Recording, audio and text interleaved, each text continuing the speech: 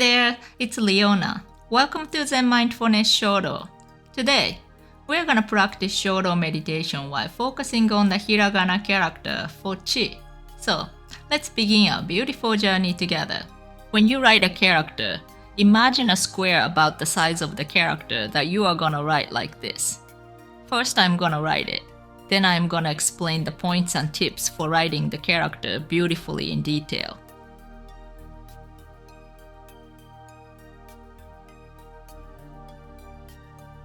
Now, I would like to explain in detail.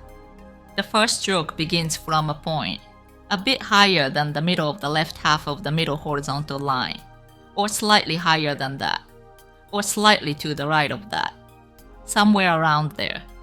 To put it in extreme terms, this line curves downward like this, and it goes upward to the right until the middle vertical line is in the middle of the stroke. Then, from the end point of the first stroke, it moves upward to the left with this kind of pen movement. It's like this. Now, for the second stroke, it starts from a point slightly higher than the middle of the top half of the middle vertical line. In extreme terms, it's like this left curved line. Of course, it's not this extreme, but more like this. From here, it moves downward to the left until the part below the first stroke becomes slightly longer than the part above it. Then, it stops slightly here and curves to the right. For this line, it's better not to press too hard at the starting point of this vertical line. Instead, gradually increase the pen pressure as you draw downward, making it thicker. This way, you can better express the soft curve beauty unique to Hiragana, and the entire character appears more beautiful.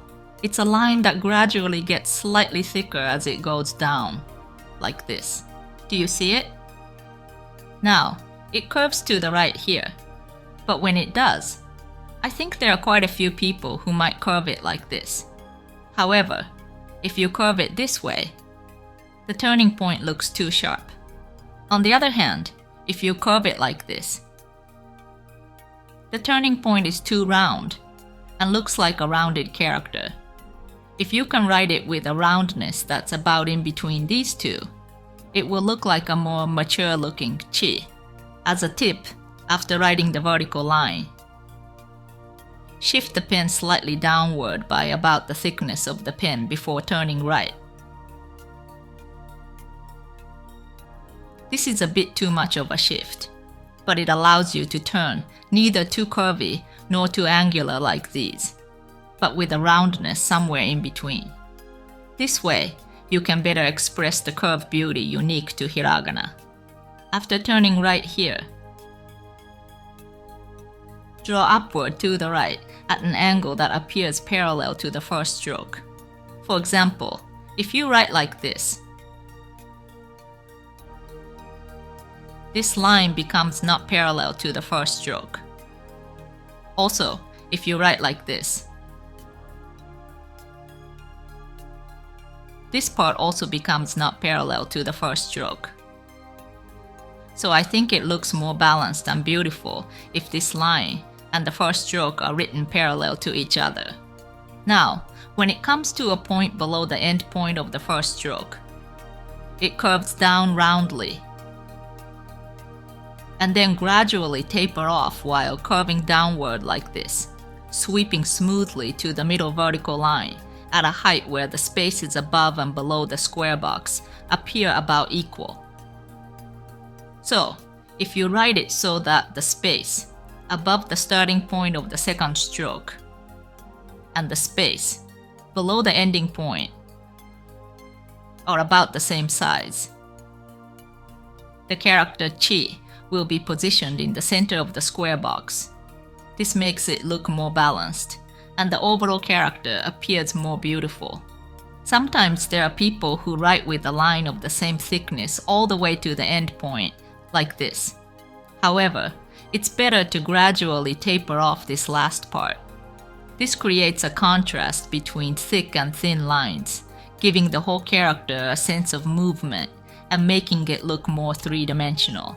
In handwriting, the difference between parts written quickly and parts written slowly should be clearly visible. Therefore, in handwritten calligraphy or penmanship, it looks more beautiful to properly sweep out this part. As for this part, instead of curving it roundly like this, it's better to write it in a slightly flatter, more triangular shape.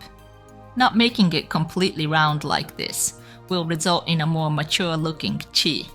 How about trying to practice while keeping these points and tips in mind? The key points for writing hiragana characters, as explained in the video, are concisely summarized in this book in a similar manner. The book allows you 3 pages to practice each character. It can be purchased on Amazon. See the link in the description. I'm gonna practice 1 page of this workbook this time, but you're welcome to practice as much as you want. If you're practicing with a pen, I recommend that you place a few pieces of paper under the page that you're writing on, so that the ink doesn't bleed onto the page under it. Alright, let's get started.